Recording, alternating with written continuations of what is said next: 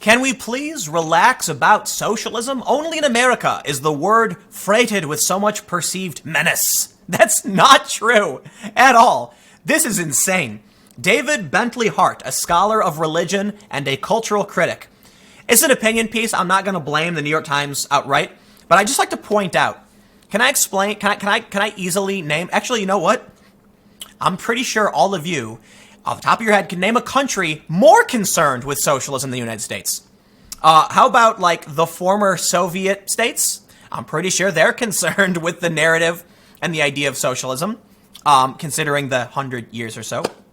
But here's the thing.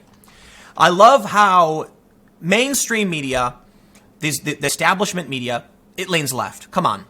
You think the New York Times, would you expect the New York Times to publish something saying, can we please freak out about socialism, or can we please relax about capitalism? I would be surprised if that was the case. No, they're trying to mainstream socialism. That's what's been happening. But here's why this is funny. This tweet. Look, socialism, we'll talk about it, but this is what really lit some passions on Twitter. The men at Fox News have a sickly obsession with Alexandria Ocasio-Cortez, partly because they resent her cleverness, charisma, and moral vitality, but mostly because they suspect that in high school, she was one of those girls they had no hope of getting a date with. Thank you, New York Times, for making us all stupider, having said that, to quote the stupids. Nowhere in this tweet was a coherent thought. They're simply trying to insult people with something that makes literally no sense. You look at, like, let me explain something. Like, you look at a dude like Dan Crenshaw, who's tall, in shape, and he's like a Navy SEAL. I think it's a SEAL. Pretty sure that dude is not an incel, if you know what I mean. He's probably doing fine. I'm pretty sure he's got a family. I don't know. The point is, why the New York Times is going to post something like this, it very clearly is just, it makes no sense. It's meant to get a rise out of people who thinks that AOC is rife with cleverness, charisma, and moral vitality. It's just nonsense. At the very best, if you want to be fair, even people who like her would be like, even people who like her have criticized her for being green, right? She's new to this. And no, I'm sorry. They're concerned because, or they suspect that in high school she was one of those girls they had no hope of getting a date with. Yeah, no. No. But let's talk about socialism and why this person thinks it's okay. To be trapped in the boarding area of a smallish airport in the upper Midwest is often as not to be subjected to that bestial din of fricatives, gutturals, plosives, and shrieks of hysterical alarm that constitutes political discussion on Fox News. You're also wrong on this because it's actually CNN. I'm sorry. Let me just reiterate. CNN is called the Airport News Network for a reason. Pouring incessantly from those obnoxious pendulous ceiling televisions. And unless one fancies running the TSA's gauntlet of gropers again, there's no escape. I really, really hate journalism for this reason. I really, really hate academic writing, and there are some certain high-profile far-left personalities I won't name because I don't want to start a flame war. They speak in such a way to just sound like they're smart. But let me just stress this to the writer who thinks they're clever for insulting Fox News hosts claiming they wanted to hook up with someone like Cortez. Using all of these words just makes you sound like an idiot because you're not communicating effectively. You want to actually take ideas in your brain and give them to someone else. You don't do it in this way. What they're trying to do here with this tweet and with this opening paragraph is to assert themselves as an authority who looks down upon the Fox News hosts and give you an emotional vent. Something that you can look at and say, yeah, those Fox News hosts, you're ragging on Cortez. Ooh, yeah, they just want to hook up with her. That's what they do. They tweet things in response to like Ben Shapiro saying she's not going to date you and stuff like that. And it's like, way to have an argument. Are we children? Because a child, it is, let me just turn this back. The kind of person that puts on their thinking cap in high school and uses a series of obscure and small words is literally the meme of the Milady guy. You know, like Milady, like with the hat. Using all of these big words sounds smart. Doesn't make you sound smart. We're not even talking about socialism at this point. Okay, can you just talk about socialism now? I don't care about your stupid use of big words. Now, I realize this has become axiomatic on America's excitable right. I know also that in this country we employ terms like socialism with wanton indifference. I'm trying to make him sound smart, sorry. To historical details and conceptual distinctions. I grasp, too, that many among us truly believe that, say, a higher marginal tax rate or a public subsidy for poor children's dentistry is only a step away from the gulags. And I am painfully aware that the male Fox commentariat nurtures its sickly obsession with Miss Ocasio-Cortez partly because they resent her cleverness, charisma, moral... I'm not going to read that again. What did he say? Though really she comes across as someone who could look past a face of even the purest sweat if she thought she glimpsed a healthy soul behind it. What? Yeah, New York Times, you're one-upping yourself here. I pay for this. I pay for the New York Times. Oh, man. You know what, though? I won't end a newspaper subscription over silly opinion sections or a partisan bias. The Washington Post had fake news and conspiracy theorist writing, so that for me was a final straw. Just then, however, I was emotionally unprepared for this particular assault on my intelligence. I cast a fond, forlorn glance back in the direction of those TSA agents and their warm, inviting paws. Oh my God.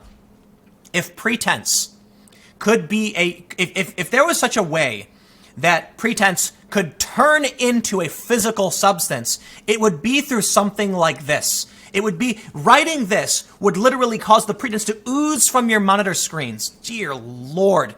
And they wonder why people don't like the media. What do you think a regular American hears when they read something like this? The New York Times, why would you publish this? Oh, God. Absurd as it was, though. And what point are you making about socialists? You're just talking about the TSA groping you and wanting to date Ocasio-Cortez. I have no idea what your point is thus far. Jeez. Absurd as it was, though, Mr. Stein's remark was not all that far removed from mainstream American public opinion. Even the liberal left in this country is densely populated with politicians whose stated views on socialism seem scarcely more exact.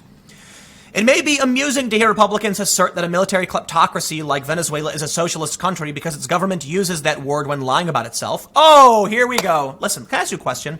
How do you propose you take resources from one person and give them to another? Have you ever asked any of the people who are in prison for tax evasion why they're in prison and what happened? Was it perhaps men with guns showing up and putting them in handcuffs and taking them away by force? Would you call that a military kleptocracy? Or are you implying that most Americans want to freely give portions of their labor to the state for distribution by the command economy? Please. It may make one wince to see Senator Bernie Sanders obliged, as he was on Monday at a town hall on CNN, to explain once more that the totalitarian statism of the Soviet Union had nothing to do with the tradition of democratic socialist thought. Do we really have to discuss this? Listen, when you say you're going to take a portion of people's income, their labor, you have to do it by force. There are people in this country. There was a story like 10 years ago. I don't remember how long it was. A family in New Hampshire refused to pay income tax. They claimed it was unconstitutional or something like that. And their house was surrounded and they were all arrested. What do you think's going to happen when you tell the government you can't take? And the government says, gimme. They come with guns and they take. So how is that a military kleptocracy? If our state said, listen, we're taxing everybody more and we're going to use it to pay for healthcare. You can't say no. What do you think's going to happen? Law enforcement will enforce the rule of law. Calling that a military kleptocracy, it's like this guy, you know what? I'm going to say this. I shouldn't even be reading this article. I shouldn't even be making this video. This is written by an ignorant, dare I say, a pretentious ignoramus who clearly has no idea what they're talking about. I try to sound smart too. My accents probably make no sense because UK's got a bunch of crazy accents. I don't even know what's going on half the time. Only in America, as they say. Only here is the word socialism freighted with so much perceived menace. Yes, I'm sure all of those in Venezuela who are living under a boot, I'm sure the people in the former Soviet states who lived under a boot are like, socialism's not that bad. Look, don't get, for sure, there's some people who long for the old days of communism. No. In countries where, since World War II, the principles of democratic socialism have shaped public policy, the lives of the vast majority of citizens, most especially in regard to affordable healthcare, have improved enormously. It's improved for everybody. It's called technology and progress. It's called capitalism. It's called free markets. This guy doesn't seem to understand that he's conflating liberal policy, welfare policy, social policy with socialism as a whole. right? He's doing exactly what he's accusing other people of doing. Yes, there are people on the right who view socialist policy as socialism as a whole. Socialism just talks about a centralized command group, a centralized group, dictating where labor is spent. So there's varying degrees. I believe in a mixed economy. I believe you need some social policy and you need some free market. You go too far in one direction, everything kind of falls apart. So yes, socialism is an economy based upon the whole group owning everything. What the left doesn't understand when they talk about this, and people like this guy, is that you literally can't have socialism in a decentralized manner. It's impossible. Capitalism is literally decentralized. However, capitalism allows for the centralization of wealth into massive corporations, which is why you need something in the middle. The goal would be a completely decentralized economy with no central authority. It can't be done. For the most part, it can't be done. You can start with like a laissez-faire system, and it's flat. But over time, massive corporations rise, and without regulation, they rise faster. You know what? I'm done with this.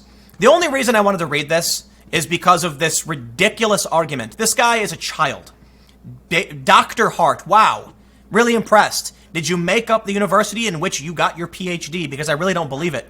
Look at the ratio on this. 5.7 thousand tweets to 362 retweets. Yeah, because this is not an argument. This is a child.